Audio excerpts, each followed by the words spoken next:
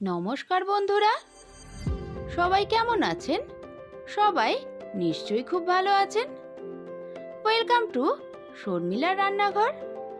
শর্মিলার রান্নাঘরে আপনাদের সবাইকে স্বাগত। তো আজকে আমি তৈরি করে দেখাবো বকফুলের বড়া। তো এই শীতের দিনে খেতে কিন্তু দারুণ লাগে। তো ভিডিওটি স্কিপ না করে পুরোপুরি দেখার অনুরোধ রইল। তো চলুন দেরি না করে রেসিপিটি দেখে নেওয়া যাক। এখানে আমি বেশ কিছুটা বকফুল নিয়ে নিয়েছি। এখন বকফুলের ভেতরে একটা সাদা শক্ত অংশ থাকে, সেটাকে আমি বের করে নেব। তো এই সাদা অংশটাকে আমি কিন্তু বের করে নিচ্ছি।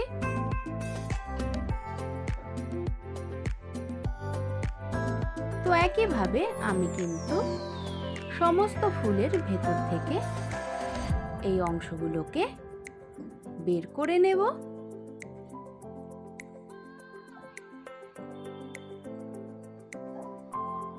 তো আমার সবগুলো ফুল থেকেই কিন্তু বার করা হয়ে গেছে। এখন একটা পাত্রে আমি জল নিয়ে নিয়েছি। জলের মধ্যে ফুলগুলোকে দিয়ে খুব সাবধানে আমি ধুয়ে তুলে নেব। তো এখন আমি সমস্ত ফুল তুলে নিচ্ছি।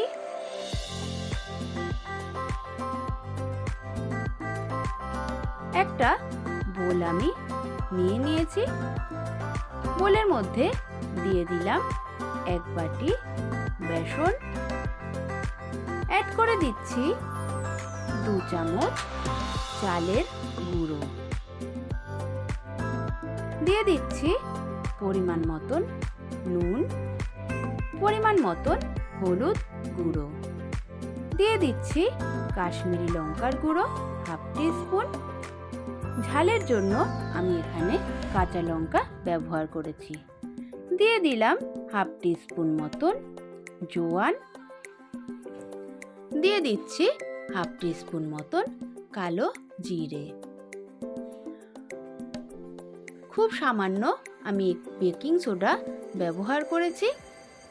এখন অল্প অল্প জল দিয়ে আমি একটা ব্যাটার তৈরি করে নেব।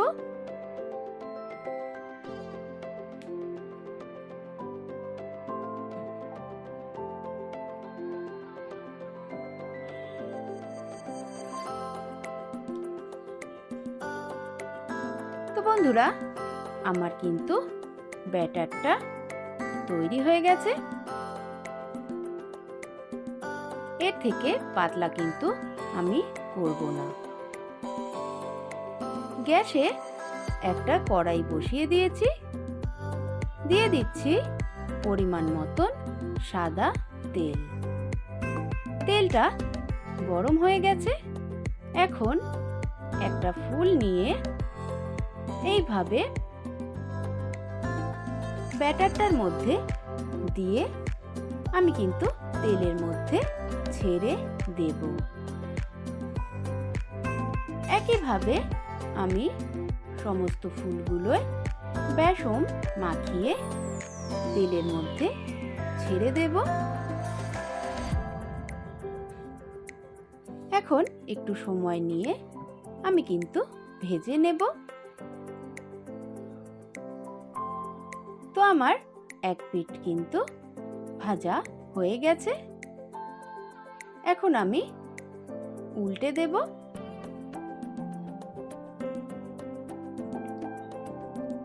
লো টু মিডিয়াম আঁচে আমি কিন্তু বড়াগুলোকে ভেজে নেব।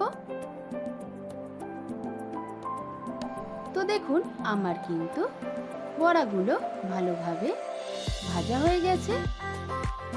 এখন আমি বড়াগুলোকে তুলে নিয়ে সার্ভ করে নেব। তো বন্ধুরা, তৈরি হয়ে গেল আমার দারুণ মুচমুচে বকফুলের বড়া। তো আমার রেসিপিটা যদি ভালো লেগে থাকে অবশ্যই একটা লাইক কমেন্ট করে দেবেন। আর যারা নতুন বন্ধু আছেন তারা সাবস্ক্রাইব করে পাশে থাকবেন। সবাই ভালো থাকবেন, সুস্থ থাকবেন। আজ এই পর্যন্ত।